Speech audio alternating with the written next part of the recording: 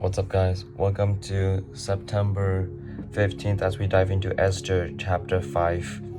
Esther's request to the king. On the third day of the feast, Esther put on her royal robes and entered the inner court of the palace, just across from the king's hall.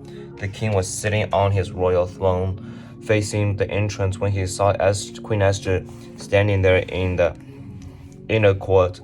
He welcomed her and held out the gold scepter to her. So Esther approached and touched the end of the scepter. Then the king asked her, "What do you want, Queen Esther? What is your request? I will give it to you, even if it is half the kingdom." And Esther replied, "If it pleases the king, let the king and Haman come today to a banquet I have prepared for the king." The king turned to his attendants and said, "Tell Haman to come quickly to a banquet as Esther has requested." So the king and Haman went to Esther's banquet, and while they were drinking wine, the king said to Esther, "Now tell me what you really want. What is your request? I will give it to you, even if it is half the kingdom." And Esther replied, "This is my request and deepest wish. If I have found favor with the king, and if it pleases the king to grant my request and do what I ask, please come with Haman tomorrow to the banquet I will prepare for you. Then I will explain what this is all about." Haman's plan to kill Mordecai. Haman was a happy man as he left the banquet, but when he saw Mordecai sitting at the palace entrance, not standing up or trembling nervously before him, Haman became jealous or furious. However, he restrained himself and went on home. Then Haman gathered together his friends and Zeresh, his wife, and boasted to them about his great wealth and his many children. He bragged about the honors the king had given him and how he had been promoted over all the other nobles and officials. And Haman added, "And that's not all. Queen Esther invited only me and the king himself to the banquet she prepared for us, and she has invited me to dine with her and the king again tomorrow." Then he added, But this is all worth nothing as long as I see Mordecai the Jew sitting there at the palace entrance, at the palace gate." So Haman's wife Zeresh and all his friends suggested, "Set up a sharpened pole that stands 75 feet tall, and in the morning ask the king to impale Mordecai on it. When this is done, you can go on your merry way to the banquet with the king." This pleases Haman, and he ordered the pole set up. Chapter 6. The king honors Mordecai. That night the king had trouble sleeping, so he ordered an attendant to bring the book of the history of his reign to it, because it could be read to him, so that it could be read to him. In those records, he discovered an account of how Mordecai had been exposed to the plot of Methana and Teresh, two of the initiates who guarded the door to the king's private quarters. They had plotted to assassinate King Xerxes. "What reward or recognition did we ever give Mordecai for this?"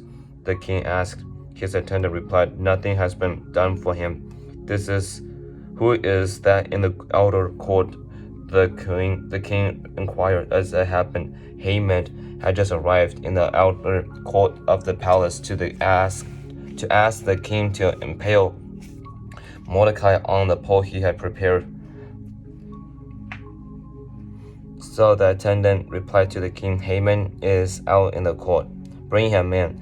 The king ordered. So Haman came in, and the king said, "What should I do to honor a man who truly pleases me?" Haman thought to himself, "Whom would the king wish to honor more than me?" So he replied, "If the king wishes to honor someone, he should bring out one of the king's own royal robes, as well as a horse that the king himself had ridden, one with the royal emblem on his head. Let the robes and the horse be handed over to one of the king's most noble officials, and let him see that the man whom the king wishes to honor is dressed in the king's robes, and led through the city square on the king's square. Have the official shout as they go, 'This is what the king does for someone he wishes to honor.'"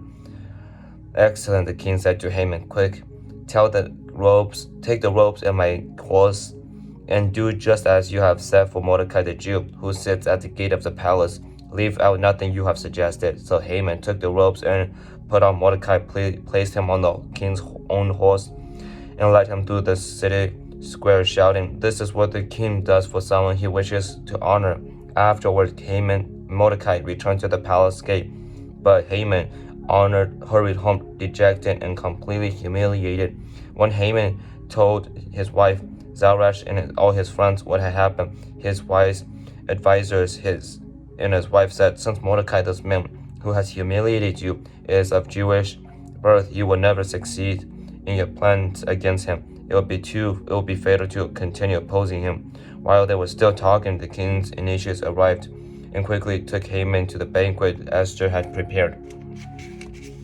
Chapter 7. The king executes Haman. So the king and Haman went to Queen Esther's banquet. On the second occasion, while they were drinking wine, the king again said to Esther, What do you want,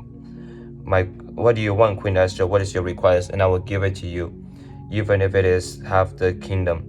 Queen Esther replied, "If I found favor with the king, and if it pleases the king to grant my request, I ask that my life and the lives of my people will be spared.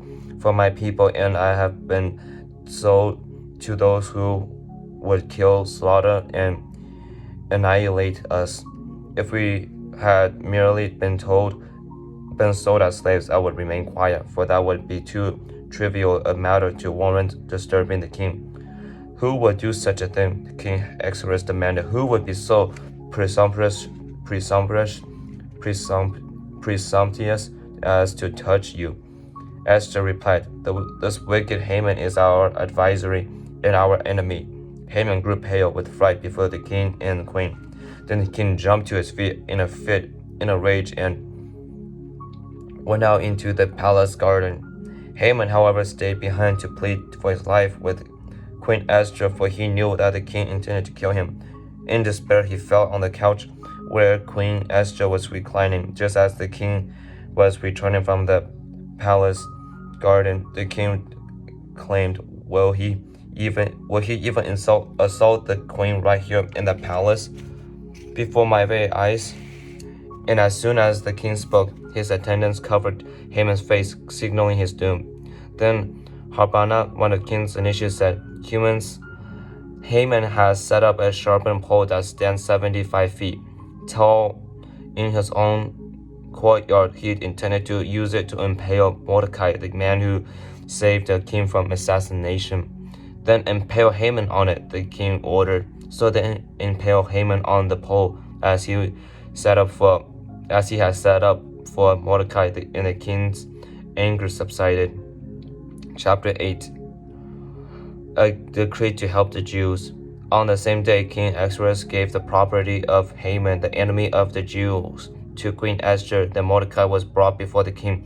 So Esther had told the king how they were related. The king took off his signet ring, which he had taken back from Haman, and gave it to Mordecai. And Esther approached Mordecai to be in charge of Haman's property. Then Esther went again before the king, falling down at his feet and begging him with tears to stop the evil plot advised by Haman the Agagite against the Jews. Again, the king held out the gold scepter to Esther, so that she rose and stood before him. Esther said, "If it pleases the king, and if I have found favor with him, and if he thinks it is right, and if I am pleasing to him, let there be a decree that reverse the orders of Haman, son of Hammedatha the Agagite, who ordered the Jews throughout all the king's provinces should be destroyed. For how can I endure to see my people and my family slaughtered and destroyed?" Then King Ahasuerus said to Queen Esther and Mordecai the Jew, "I have given Esther the property of Haman, and he has been impaled on the pole because he tried to destroy the Jews.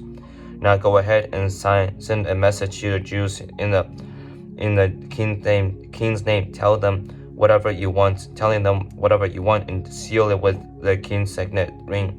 But remember that whatever has been signed in the king's name and sealed with a signet ring cannot be revoked." So on June 25th, the king's secretaries were summoned, and a decree was written exactly as Mordecai dictated. It was sent to the Jews and to the highest officers, the governors, the nobles of all the 127 provinces stretching from India to Ethiopia. The decree was written in the scripts and languages of the people of the empire, including that of the Jews. The decree was written in the name of the king Xerxes and sealed with the king's signet ring. Mordecai sent the dispatches by swift messengers who rode fast horses, especially bred for the king's service. The king's decree gave the Jews in every city an authority to unite to defend their homes. They were allowed to kill, slaughter, and annihilate anyone of any nationality or province who might attack them, or their children and wives, whom to take the property of their enemies. The day chosen for that event throughout all the provinces of King Xerxes was March 7th of the next year. A copy of this decree was to be issued as law in every province and proclaimed to all peoples, so that the Jews would be ready to take advantage of their enemies on the appointed day. So urged on by the king's command, the messengers rode out swiftly, as fast horses bred for the king's service. So the same decree was also proclaimed in the fortress of Susa. Then Mordecai left the king's presence, wearing the royal robe of blue and white, the great crown of gold, and an outer cloak of fine linen and purple. And the people of Susa celebrated the new decree. The Jews were filled with joy and gladness, and were honored everywhere. In every province and city, wherever the king's decree arrived, the Jews rejoiced and had a great celebration, and declared a public festival and holiday. And many of the people of the land became Jews themselves, for they feared what the Jews might do to them.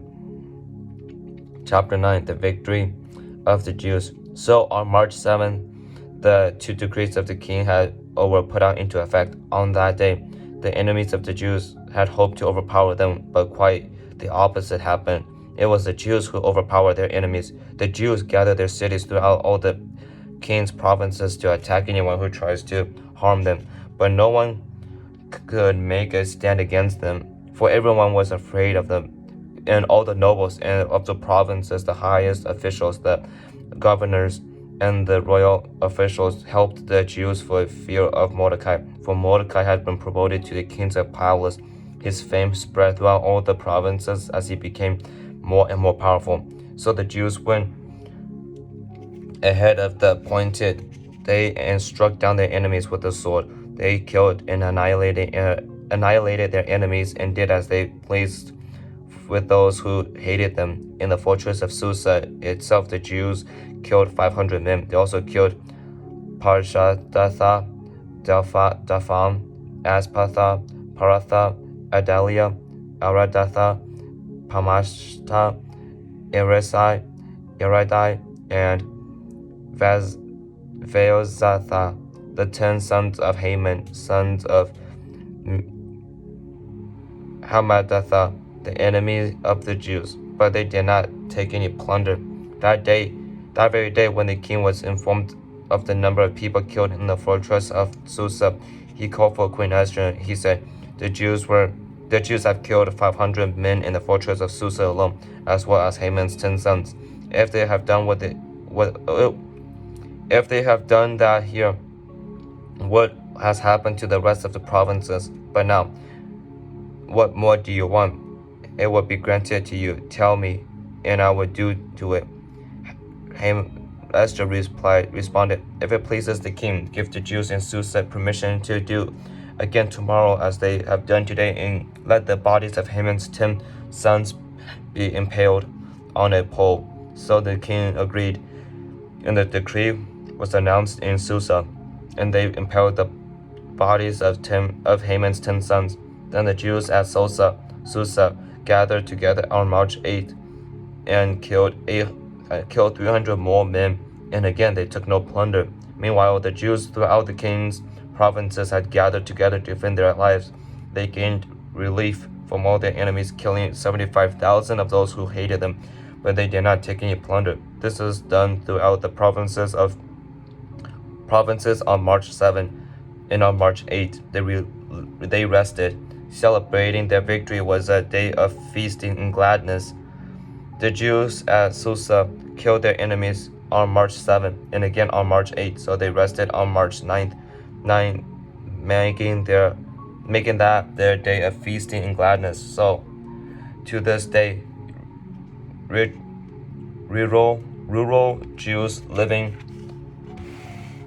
in remote villages celebrated an annual festival and holiday on the appointed day in later winter, when they rejoiced and sent gifts of food to each other.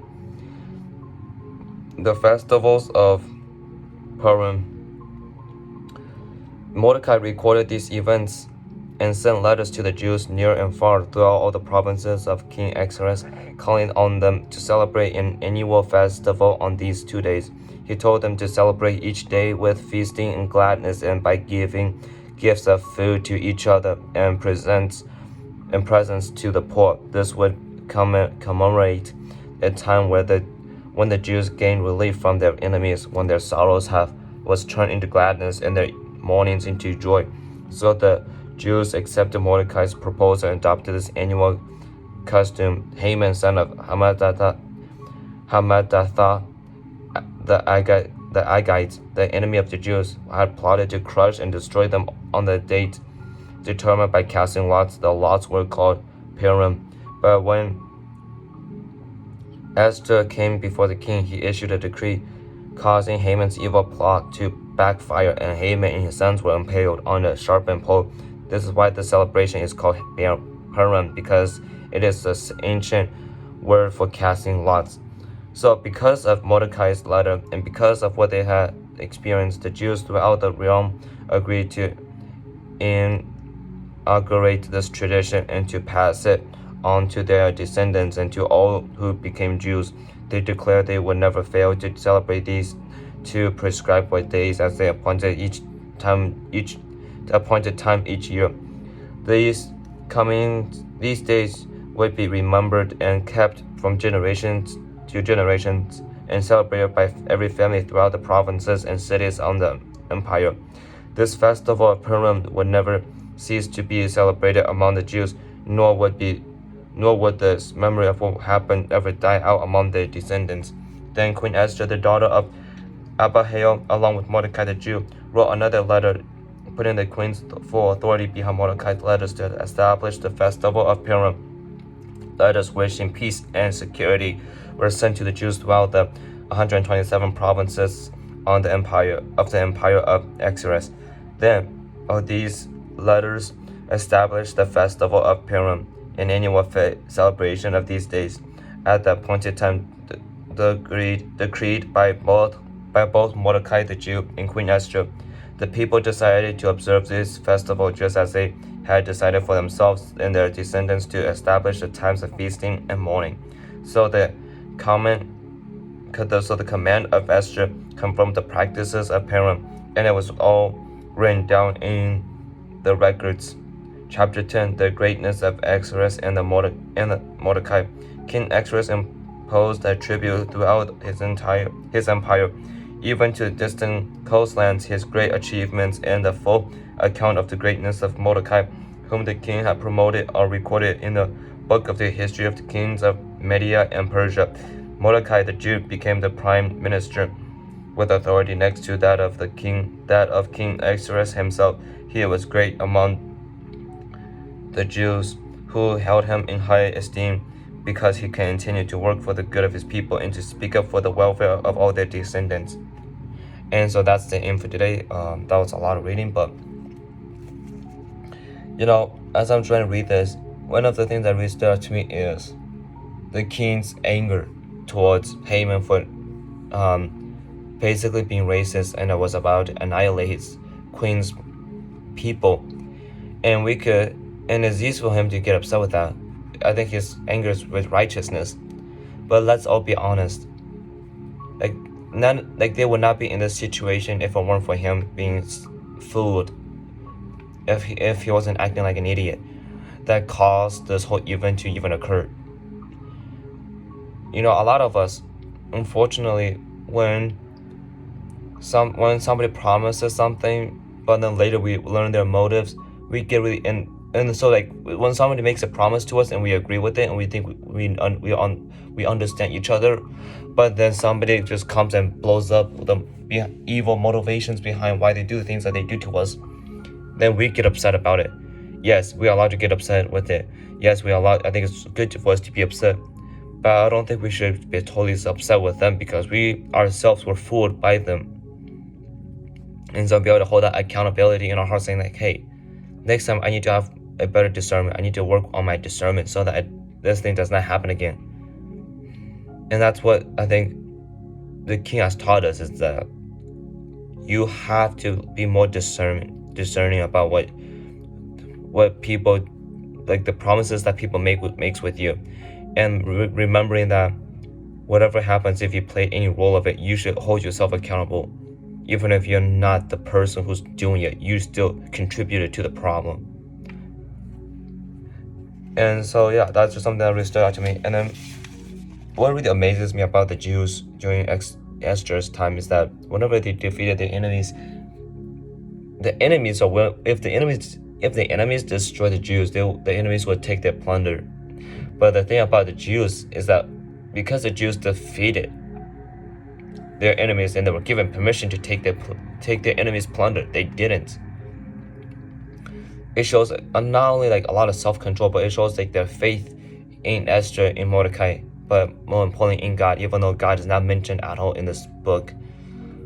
It's like showing like, hey, we could take this plunder, or we could just trust God to always provide for us, trusting our leaders to always provide for us. And I think that's what sometimes we have to work on, is learn to trust God. Maybe not our leaders, especially these days, but trusting God and those spiritual leaders in our life.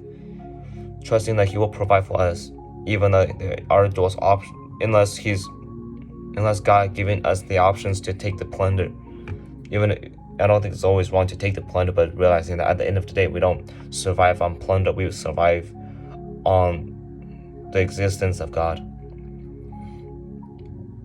And yeah, so it's like, and then it's like, I love how Esther did this. It's like she didn't just come out and just say what happened. She really could have, and I think things could have been different, but instead she was willing to fit herself under the circumstances of the king and Haman, so that they're not suspicious of what she is doing. So she knows that their weakness, their addiction is partying, so she will create a party for them to feel at home. Sometimes that's what we have to do. We have to make our people that we want to touch their hearts with. If we want to touch people's hearts, sometimes we have to fit ourselves under their own agenda without letting that agenda change who we are as a person. And she did it twice, which shows like, hey, sometimes the first time you do it, it's really afraid. It's scary sometimes to do it the first time, but don't quit. Try it again, because the second time is a bit easier than the first time. It's like me preaching the first time. I did not want to preach, it was scary.